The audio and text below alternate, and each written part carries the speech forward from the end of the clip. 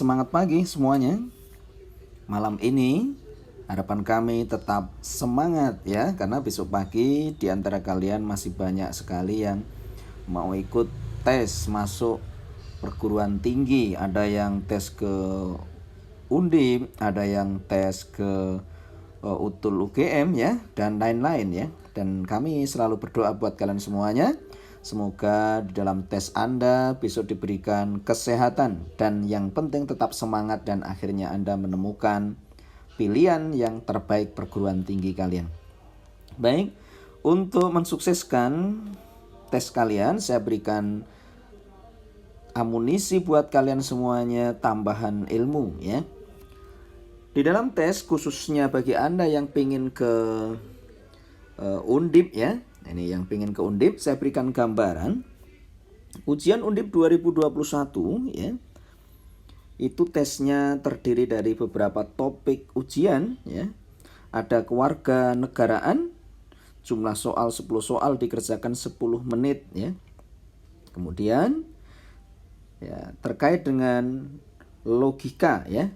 Logika itu isinya adalah tentang kesimpulan ya, tentang silogisme, premis-premis ya. Itu metode menyimpulkan, itu masuk ke ranah logika ya. Kemudian logika ini 10 soal ada 13 menit ya. Numerik ya, soal numerik itu terkait dengan deretan angka ya. Deretan angka bisa deretan huruf ya. Di sini ada deretan ya. Numerik itu deretan angka ya. Ini terkait dengan deret ya. Deret angka siapkan ya. Deret huruf ya, ini disiapkan. Kemudian tidak hanya itu saja ya. Ini tentang logika nalar ya. Ini tentang penalaran. Misalnya soal cerita ya, analisa ya. Ini analisa ini juga masuk ke sini ya, analisa numerik ya. Kemudian selain numerik ini juga ada angka-angka terkait dengan hitung persen-persen ya. Contohnya berapa kali ya. Ini katakan 4%-nya sekian itu lebih besar daripada sekian ya. Ini tentang persen-persen dibiasakan hitung-hitung pecahan. Kemudian bahasa Indonesia ya, 10 soal ada 10 menit. Bahasa Inggris 10 soal ada 14 menit. Kimia 10 soal ada 15 menit. Biologi 10 soal 15 menit. Fisika 10 soal 15 menit. Nah, untuk matematika ada 10 soal dikerjakan 15 menit, sehingga total soal 90 soal dikerjakan 120 menit. Nah, ini adalah gambaran pokok persoalan yang diteskan di ujian masuk Undip tahun 2021. Nah, sekarang bagaimana tipe soal-soalnya? Mungkin ini saya berikan gambaran ini ya. Gambaran soal-soal matematika. Baik Anda ingin mau masuk ke Undip, UGM atau perguruan tinggi yang lain, maka hal-hal ini Anda tidak boleh sampai tidak tahu ya. Masalah-masalah pokok, masalah yang penting ya. Misalkan tentang persamaan garis singgung ya. Saya akan tambahi konsep tentang persamaan garis singgung. Ini saya berikan contoh persamaan garis singgung. Ini garis singgung itu ilmunya, kalau ini misalkan ada suatu garis singgung, ini, saya akan berikan dasarnya dulu ya, biar memahami. Jika ada suatu kurva, saya katakan ini penting ya, persamaan garis singgung. Jadi Anda mau tes kemana saja ya, persamaan garis singgung itu suatu hal penting ya. Jadi andai kata ada suatu kurva fx gitu, disinggung oleh garis singgung pada titik ya, x itu namanya absis ya, itu namanya absis, dan y-nya ini namanya ordinat ya, ini. Nah, sekarang kalau sudah tahu titiknya di sini, ini sebagai x1 y1-nya, tugas Anda adalah mencari namanya gradien ya. Nah, itu namanya gradien. Apa itu gradien? Gradien merupakan turunan yang pertama. Turunan pertama, kemudian masukkan x1-nya, yaitu namanya gradien ya. Kalau sudah tahu ini x1 dan dimasukkan ketemu gradien, maka persamaan garis singgungnya tinggal masuk Y min Y1. Ini dikalikan atau sama dengan M kali X min X1. Nah, inilah namanya persamaan garis singgung. Dan hampir semua perguruan tinggi mengetes tentang persamaan garis singgung. Jadi tidak rugi Anda memahami konsep ini. Yang perlu disiapkan di sini adalah fungsinya. Fungsi ini kalau soal UGM kadang fungsinya trigonometri ya. Bisa trigonometri, bisa bentuknya pecahan ya. Bisa bentuknya tentang eksponen gitu ya. Ini atau perpangkatan dan lain-lain lah. Dan ini kemampuan Anda untuk bisa menurunkan di sini nih. Kemampuan kalian untuk memahami masalah ini. Nih, saya akan berikan contoh ya. Nih, saya berikan contoh misalkan begini. Persamaan garis singgung suatu kurva. Nih, ini adalah kurvanya begitu ya. Ini adalah kurvanya. Kurvanya Y sama dengan X kuadrat min 1/X kuadrat begitu. Di titik 1,0 ya. Jadi dia menyinggungnya pada titik, katakan di titik A itu 1,0. Nah, apa yang kita lakukan? Kita uji betul ya. Kalau ini X-nya ini Y-nya berarti dia cocok ke persamaannya. Dan betul gitu ya. 1,0. Nih, kemudian tugas kamu tinggal mencari namanya gradien. Apa itu gradien? Turunan yang pertama. Sedangkan fungsi ini kalau kita tulis jadi X pangkat 2 min X pangkat min 2. Andai kata kita turunkan maka menjadi 2X ya. Min diturunkan jadi plus 2X pangkat negatif 3.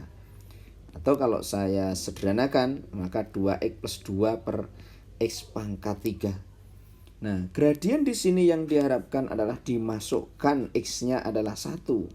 Karena di sini X-nya 1 ya. Dimasukkan 1. Ini ya, jadi 1 ini kita masukkan ke sini sehingga didapatkan 2 kalikan 1 ditambah dengan 2 dibagi 1. Maka kita akan peroleh sama dengan 4. Nah, gradiennya sama dengan 4. Maka persamaan garis singgung tersebut adalah Y min Y1 ya. Y1-nya adalah 0 sebagai X-nya tadi ya, titiknya, dan M-nya adalah 4 dikali X1-nya adalah 1.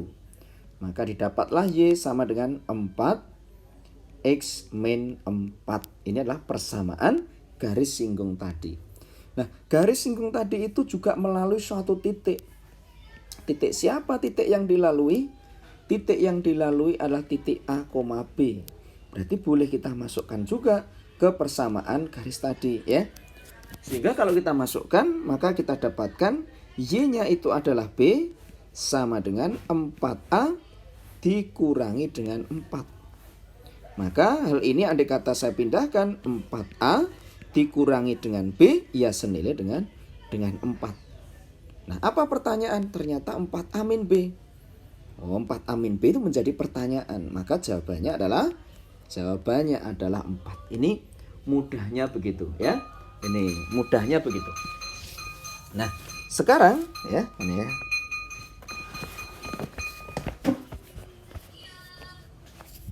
Sekarang kita akan lanjutkan kembali ya. Bagaimana kalau soal itu ditingkatkan begitu ya? Ini soal apa yang bentuknya lebih rumit ya? Saya akan ambilkan contoh, misalnya diberikan suatu soal ya. Ini saya akan berikan gambaran lagi. Ya. Gambaran lagi adalah suatu kurva yang menyinggung ya. Kalau misalkan ini harus dipersulit, ada suatu kurva namanya kurva fx sama dengan cos x ya. Misalkan contoh cos x min sin x.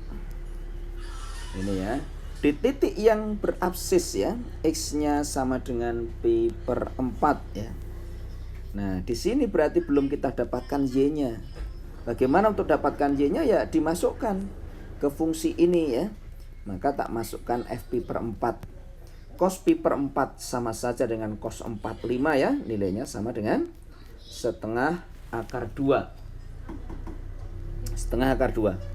Berarti kita dapatkan setengah akar 2 dikurangi sin pi per 4 juga setengah akar 2. Maka didapatkan nilai sama dengan 0. Kita dapatkan titiknya sekarang. Setelah kita dapatkan titiknya, maka tugas kita berikutnya mencari namanya gradiennya.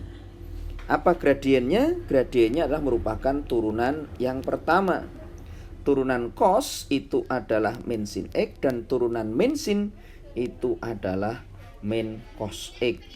Setelah kita turunkan, maka kita masukkan X-nya, yaitu pi per 4. Maka kita dapatkan min sin pi per 4 min cos pi per 4. Ya, ini. Sekarang kita akan dapatkan di soal ini, maka min setengah akar 2 min setengah akar 2. Maka kita dapatkan min akar 2. Ini merupakan gradiennya ya, ini merupakan gradien. Nah, sekarang bagaimana persamaan garis singgung? Persamaan garis singgungnya adalah Y min Y1, jangan lupa ya. Y min Y1 M dikalikan dengan X min X1. Nah, Y1-nya tadi adalah 0 dan M-nya adalah min akar 2. Nah, X1-nya adalah pi per 4. Maka hal ini andai kata saya sederhanakan menjadi Y min akar 2X ditambah dengan akar 2 per 4pi. Nah, ini persamaan garis singgungnya. Terkadang persamaan garis singgungnya ini adalah ditanyakan titik potong ya, titik potong terhadap sumbu Y katakan. Titik potong terhadap sumbu Y berarti syaratnya X-nya adalah 0. Jika X-nya itu 0, maka Y-nya akan Anda dapatkan akar 2 per 4pi. Nah, berarti titiknya kita dapatkan 0, akar 2 per 4pi. Nah, ini gambaran pertanyaan terkait dengan garis singgung. Nah, besok tinggal dikembangkan, tipe-tipenya bisa sangat bervariasi tentang garis singgung. Nah, sekarang coba kita lanjutkan. Ada suatu sistem persamaan linier ya. Apa ilmunya sistem persamaan linier ya? Saya akan berikan gambaran sistem persamaan linier biar paham ya. Nih, persamaan linier namanya garis. Posisi garis itu posisinya adalah, katakan ini A1X begitu ya. Kemudian A1 A2Y ya sama dengan B begitu ya. Ini A1, atau kalau ini saya buat berbeda, A1 B1 di sini adalah Y sama dengan C. Kemudian ada persamaan yang kedua. Ini yang merupakan garis 1. Ini garis yang kedua adalah A2X ditambah dengan B2Y sama dengan D katakan. Nah, ini merupakan garis yang kedua. Kedua garis ini berpotongan di suatu titik lah. Ini artinya punya solusi ya. Ini namanya punya solusi. Nah, kalau dia merupakan punya solusi, nah, maka matrik di atas ini ya, ini andai kata saya buat matriknya, maka bentuknya jadi gini. A1, A2, B1, B2. Nah, dia kalau punya solusi, maka syaratnya berarti determinannya tidak sama dengan 0. Itu kalau dia punya solusi ya, satu solusi ya, satu penyelesaian ya. Determinannya tidak sama dengan 0. Atau boleh saya buat perbandingan juga boleh. Determinan itu maksudnya A1 kali B2 tentunya tidak sama dengan A2 dikali kalau dikurangi ya. Ini dikurangi A1 B2 saya kurangi dengan A2 B1 itu tidak boleh sama dengan 0 atau determinannya tidak 0. Atau juga boleh pakai perbandingan A1 dibanding A2 itu tentunya tidak sama dengan B1 dibanding B2. Itu kalau pakai perbandingan. Bagaimana jika dia tidak punya solusi? Nah, jika dia berimpit ya. Nah, ada dua garis.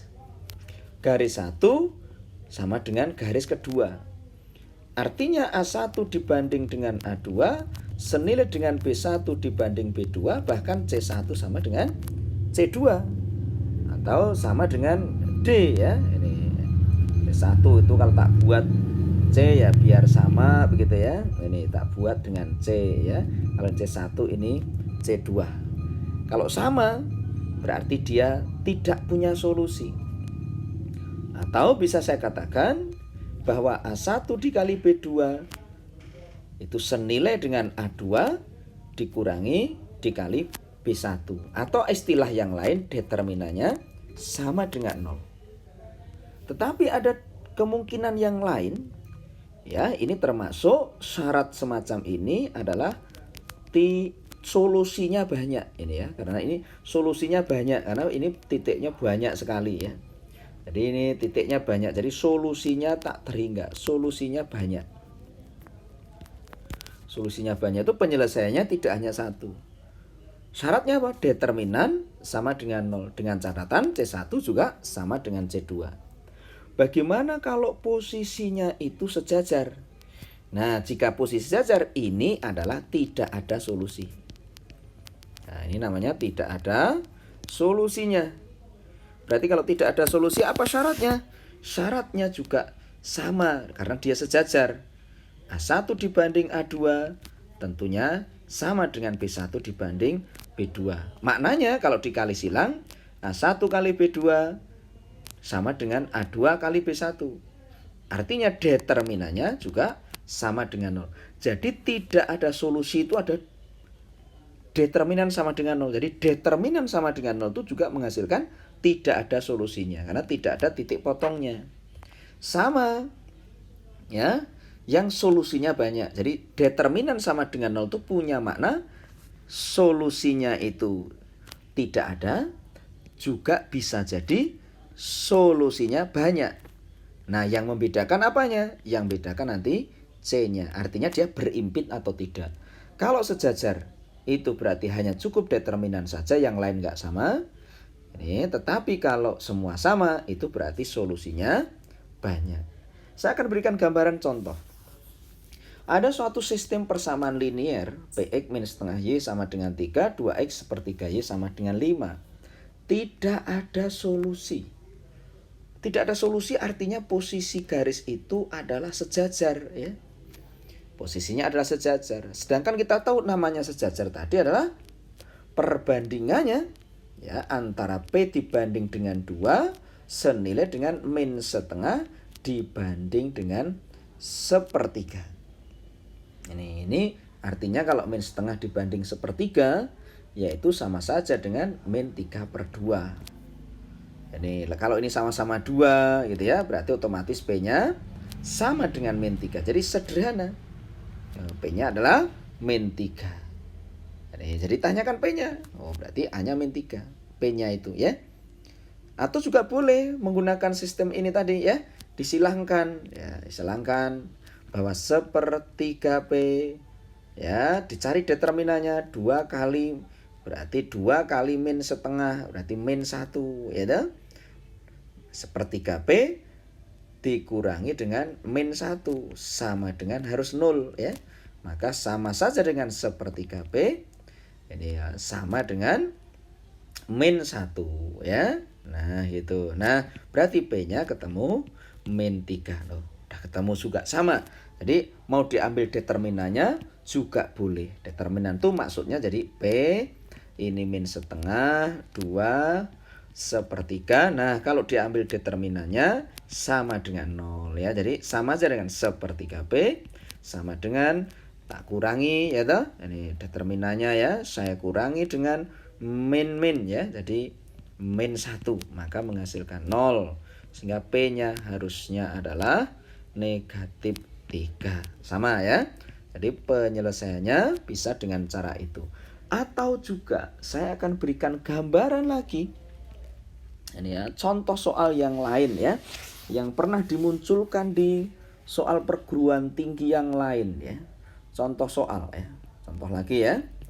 Ada soal A-1X ditambah dengan B-1Y sama dengan di sini 0 ya. Kemudian di sini adalah B plus 1X ditambah dengan A plus 1Y sama dengan 0. Nih, dia bilang bahwa jika A tidak sama dengan B, ini ya, agar ini solusinya ya, agar solusinya Tidak hanya dia katakan ya. Tidak hanya itu berarti tidak hanya satu. Tidak hanya 0,0 saja. Kenapa? Karena pada saat X-nya 0, Y-nya 0, maka ini memenuhi semua. 0, 0, maka hasilnya 0 ya. Tapi penyelesaiannya tidak hanya 0,0 itu saja. Nah, ingat tidak hanya gitu ya. Karena dia katakan di sini tidak hanya ya, tidak hanya 0,0 saja. Artinya apa? Berarti solusinya banyak. Nih. Nah, kalau solusinya banyak, apa yang kita lakukan? Solusi banyak berarti dia berimpit. Loh ya. Ini kalimatnya adalah berimpit. Berarti syarat apa ini? Ya tentunya determinannya sama dengan 0. Nih, determinan itu kalikan silang sini ya. Berarti kita cari determinan sama dengan 0. Maka kita dapatkan bahwa A-1 saya kali dengan A+1, saya kurangi dengan B+1, saya kali B-1. Hasilnya harus 0. Maka ini artinya adalah A kuadrat min 1. Ini punya makna B kuadrat min 1. Maka didapatkan A kuadrat min B kuadrat sama dengan 0. Hati-hati. Ini ya. A kuadrat min B kuadrat berarti punya makna A plus B dikali A min B sama dengan 0. Dari dua pernyataan ini bisa disimpulkan bahwa A-nya itu senilai min B, A-nya sama dengan B. Tapi di sini sudah sangat jelas dikatakan ya, A tidak sama dengan B. Maka yang kita ambil adalah A-nya sama dengan min B. Apa pertanyaan di soal ini? Pertanyaannya adalah A ditambah dengan B. Ya, kalau A ditambah B ya berarti hasilnya sama dengan 0 ya. Ini A tambah B, karena pertanyaan di sini sangat jelas. Karena yang ditanyakan A tambah B hasilnya apa ya. Di jawaban A min 1, B min 2, C 0 ya. D-nya 1, E-nya 2 gitu ya. Kita suruh jawab begitu. Ya, kita sangat jelas sekali. Di sini tadi dikatakan bahwa A ditambah B dikali A dikurangi B sama dengan 0. Ya berarti ini bisa 0, ini bisa. Karena yang ditanyakan A tambah B ya berarti jawabannya adalah 0 gitu ya. Saya kira sangat jelas sekali. Tapi harapan kami tetap semangat terus, belajar terus, sukses selalu buat kalian semuanya. Ini UTBK, Anda ada yang sudah sukses, saya ucapkan selamat. Bagi yang belum sukses, tetap semangat untuk mewujudkan lewat ujian mandirinya. Semoga diterima ya. Amin, amin, amin ya.